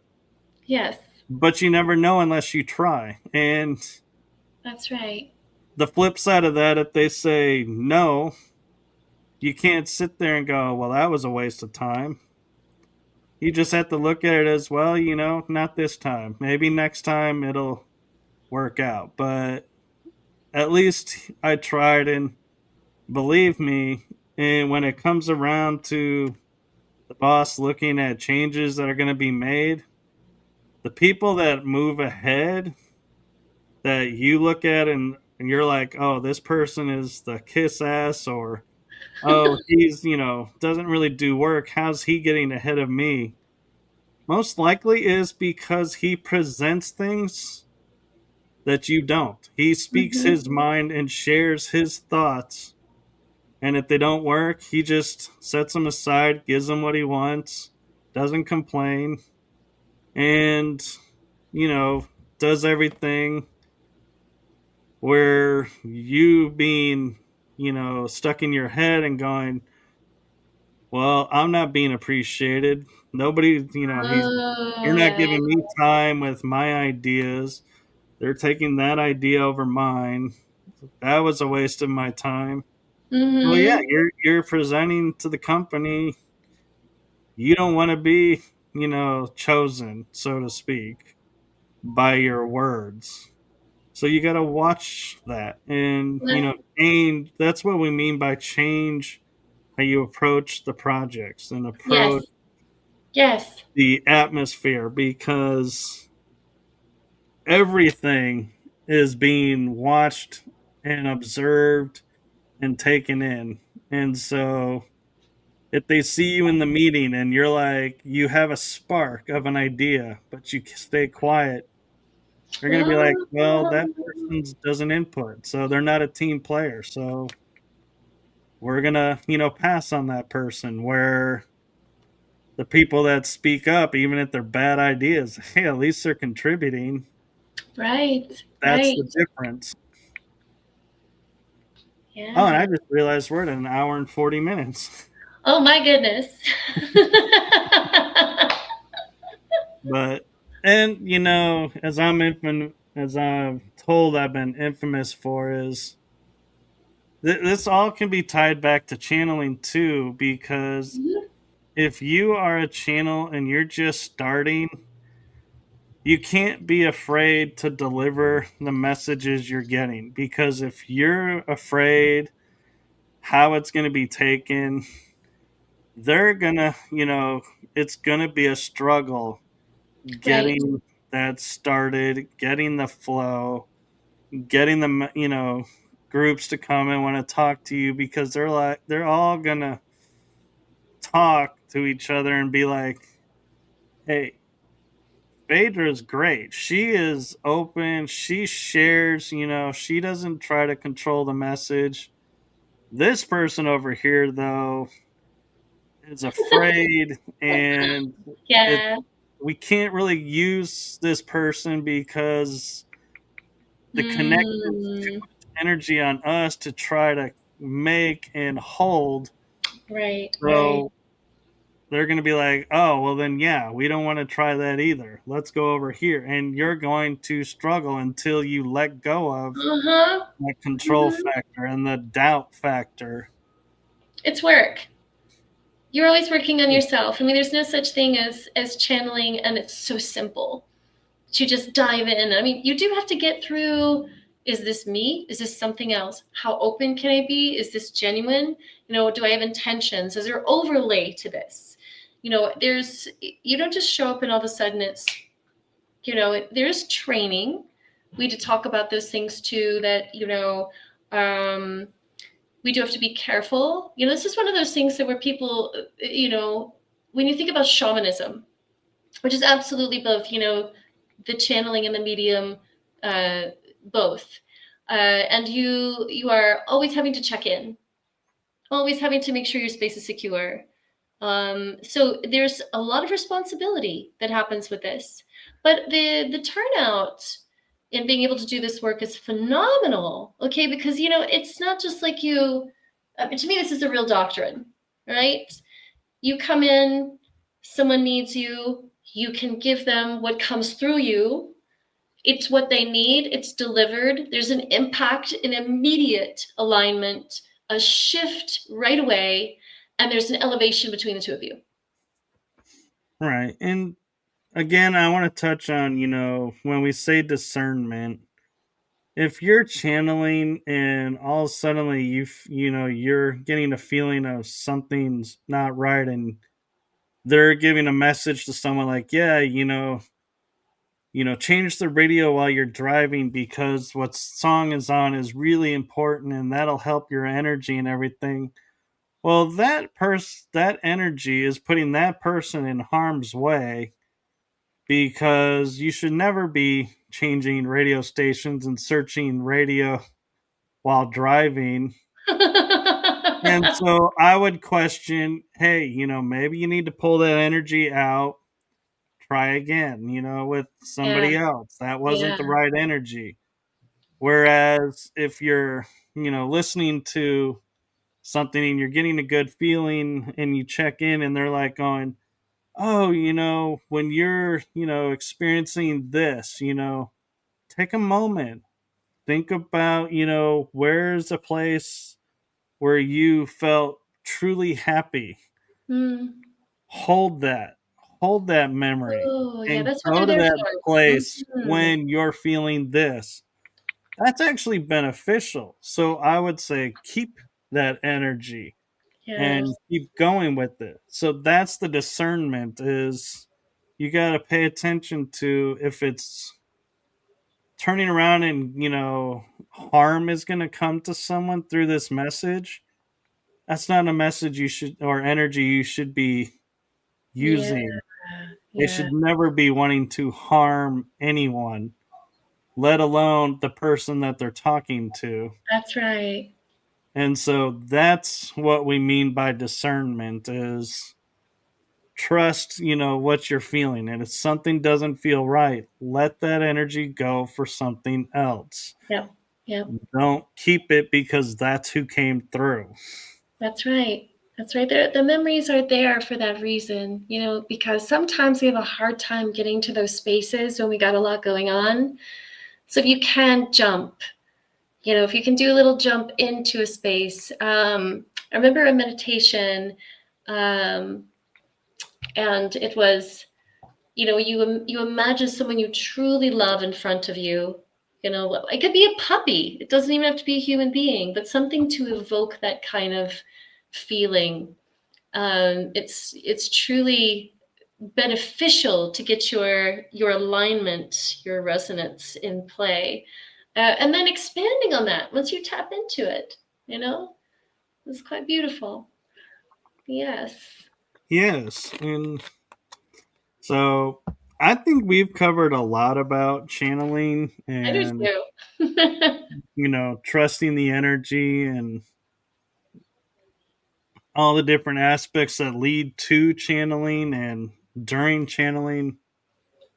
So one thing though, I don't know that we've covered really, and that is when you're done channeling, Mm, what recommendations do you have for people to let go of that energy so it doesn't become an attachment and ground themselves to back to their normal yeah, energy level?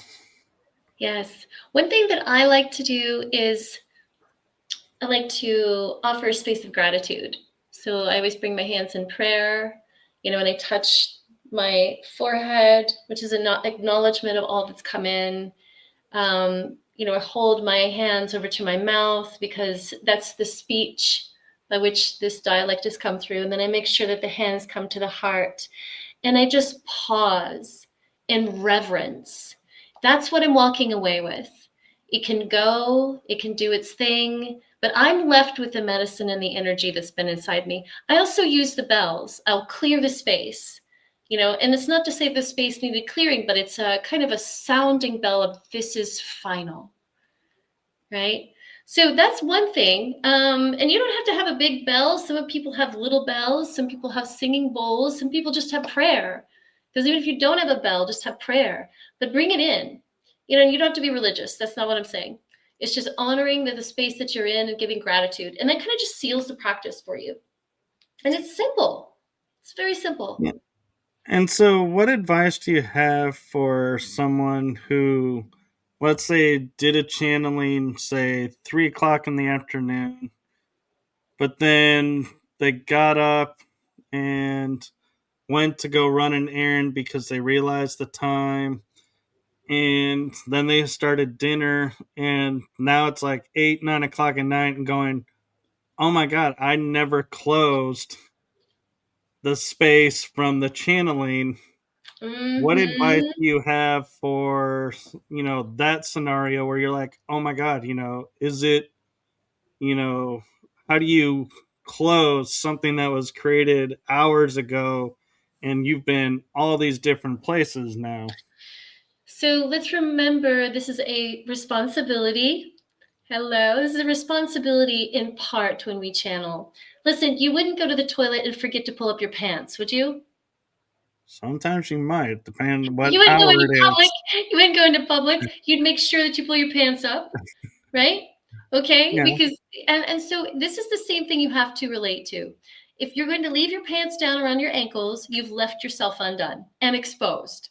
All right? So it's as simple as making sure you pull your pants up. You do that yeah, by you only need a breath or two. You don't need a big elaborate a ritual. You don't. You don't. You can as simple as thank you, thank you, thank you. It is done. That's it. And if you can't do that, then I'm going to say slow down in your process because channeling requires us to have that much responsibility, right? So that's what I'm going to say. Use that symbology because you really are exposed in the worst way. You're being left wide open. You haven't sealed the gate and you haven't given reverence, closure, right? So pull your right. britches Well, up. talk about closure. Or like, hey, Animals are amazing. they are. But I love that because there are a lot of times where we get caught up in the energies of what's going on and we forget to close something.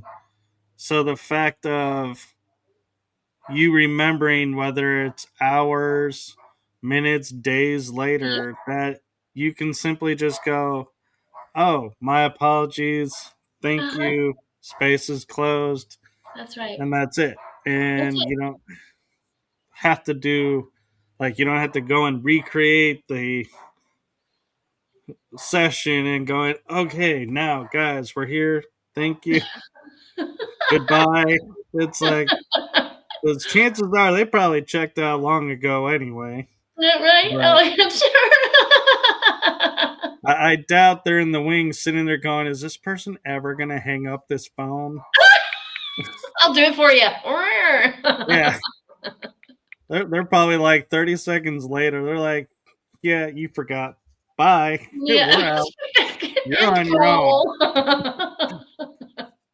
It's like, you're on your own for what's coming your way. We're Uh-huh. doing our thing. Mhm. Yes, yes. So it's not, I know that certain rituals can be very elaborate, but often what I tell people, even in the work of magic, is that you only need one thing, and that's yourself. So though in the craft we use all kinds of things like metals and incense and colors and when is the moon doing whatever, if you really are sacred in your practice, you only need yourself. That's it. If I'm in the wilderness and I need to make a spell, I'm not going, oopsie, I don't have XYZ, so I can't do it. No, I've got me. And there's enough charge inside of me to make a spell active, to use words, invocations, and conjurations. We talked about spells earlier on, right? Your words have power, and they also they have they are half of the time what comes out of my mouth, like I'm surprised. I'm like, oh, I needed to know that today. Do you know what I'm saying? And they're channeling. Right. Sometimes you're going, whoa, that happened to me last night. I was like, that was the stuff right there. And yeah. And I will admit, doing shows, people don't realize, space is opened up to have these episodes. And a lot of times I will say, a thing at the end to kind of guide into the closing, but I always, due to time constraints, don't have time to do it. And so you'll see me just go into the outro.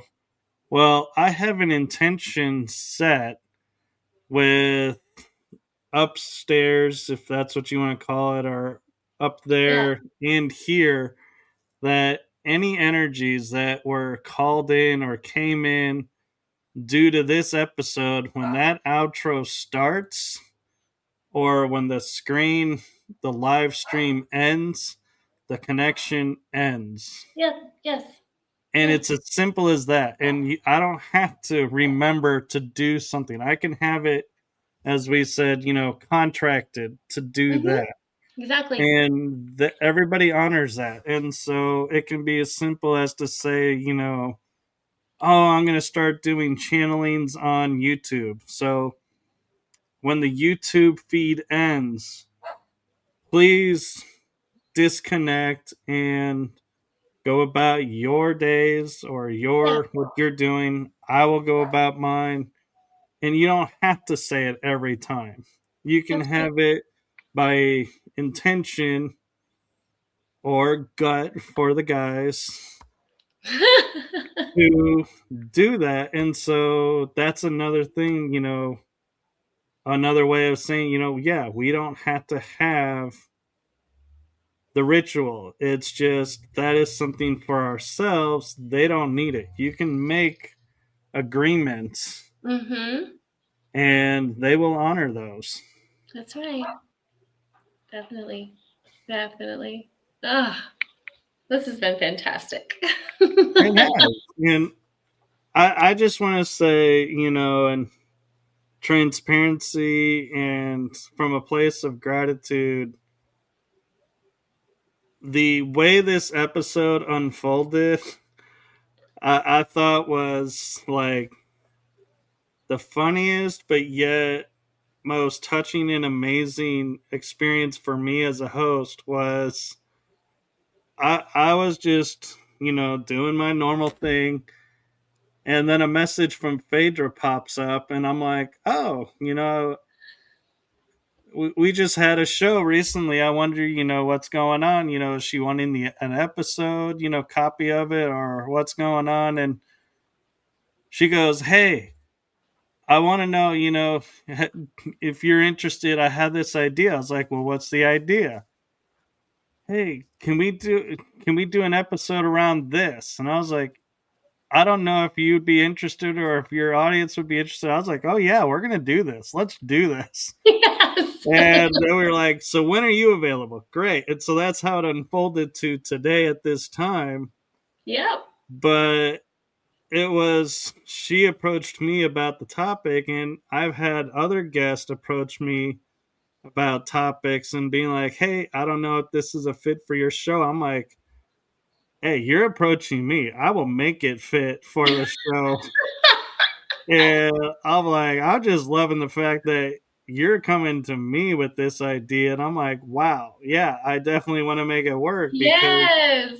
I know in my mind, I'm coming from the space of Phaedra knows a lot of people. The fact that she asked me, that's an honor. And I'm like, oh, I don't want to, blow this opportunity because I'm in my head thinking, oh my God, I've done hundreds of shows about this, but yet I didn't. And it's like I took a step back and was like looking at what she was wanting to bring to the table about it. And I was like, yeah, this hasn't been talked about. Yes, we definitely ought to share this. And so we worked together to how to unfold this little nugget back and forth before starting today. But yeah, I mean, the fact that like the universe guided her to come to me, and my Mm-hmm. guys were like, yes, we, do this, don't even question it. I was like, yeah. And I think I even surprised you, Phaedra, because I was like, yes, and you're like, okay, great. It's like I can kind of tell in the response. It's like I was feeling like you were in shock that I agreed so quickly. Yeah, yeah, it was fantastic. I got up that morning and I really had this like I was like, I want to talk about this. I want to really get this out, And so you were like, I was like, I know the perfect person. Yeah. Yeah, So I mean, and we've covered a ton in this amount of time. Yeah. So I mean, this is going to be great because I know I've had some friends that are like, "Where's it going to be airing?" When? I'm like, "You're going to get it. Don't worry. You can watch it. It'll all be good." So there's a lot of people that are going to be super excited to hear about what we've talked about today, this afternoon, because we covered a yeah, ton of stuff. All of it was so relevant too. Yeah. it was. And the beauty of it is now I feel like next time, something comes up and, it's like, hey, I want to get this out. I'm like, I feel kind of honored and blessed that it's going to be like, hey, last show I did with Michael like this, it was well received, and we had a lot of fun, and went that Yeah. covered a lot. So this is like the great outlet for it. Let's see if we can do it again and replicate it. And we may end up doing like a monthly check-in with Phaedra type show. I like it. I'm down. But as always, do follow Phaedra and I, because like this was just, popped up out of the momentary deal. So you never do know when, guests are going to pop in, and topics that you're really interested in may come up. And so do like and follow our pages, because that's where we're going to share this information. And the beauty of like with Phaedra with her work is if it's not covered on my show, but you see my show on her side, and you may, while looking for mine, find an episode about something and you're like, I was thinking about that the other day. And if you click on it and watch it, I'm not going to be offended that you didn't watch my episode with her. I'm more the space of that's exactly what my intention is Mm. you to see something on her side that you have questions about, and now you're a fan of Phaedra's and getting what you need from her. That's great. I don't have a lock and stock on you watch my show or nobody's show. I'm like, hey, yeah, this is why I present like my guests the way I do. That so my hope is you Yes. will go watch their stuff and start to follow them and learn from them as well, because we're all have wisdom to share and insights and Mm. experiences. And so my only hope is in doing the way that I do that it brings that. And I just realized what's going on is Wednesday, the lawn guy usually comes, but he actually came today and it's about the storm. So the dogs weren't telling me, hey, the lawn guy's here. So the alarm's going off right Yeah, now. I love it. yeah. So thank you, Phaedra, for, Thank you you. know, bringing this to me and allowing me to be your platform to bring this out to the world. My pleasure. Absolutely. I can't wait to do it again. Yes, same here. And so I look forward to the next opportunity. And as always, from my heart and the heart of my shows to you, Phaedra, thank you for what you're doing for humanity. Thank you. My It's pleasure. being felt, heard, appreciated, and thank you for being you. Thank you. You too, Michael. Thank you for the work that you are doing. It's absolutely fantastic. I love being on this show with you, and I love all of the goodies that you bring. They're so beautiful. I appreciate you so much. Well, thank you. And with that, I'm going to say to everyone, as Jason just said, happy Friday. Have a wonderful weekend. Have blessed rest of the day. And we will see you next week for shows. And whenever Phaedra's shows are, if you subscribe, you'll get alerted to them so you won't miss a thing. That's the fun of being the follower is you get alerts, so we know when our stuff is coming out. That's right. Yep, you guys have a great Friday. Yes, and thank you again. And with that, I'm going to say good night and good afternoon, everyone. And if you're in an area like I am where the sky is turning really dark at this hour, be safe Yes. and just enjoy the solitude if you're on your own, or enjoy the company and just listen with your hearts. Beautiful. Thank you. And with that, we're going to say good farewell, Good and I'm going night. to start the outro so we don't get caught in an Irish goodbye. That's right. All right. Bye bye, everyone. All right.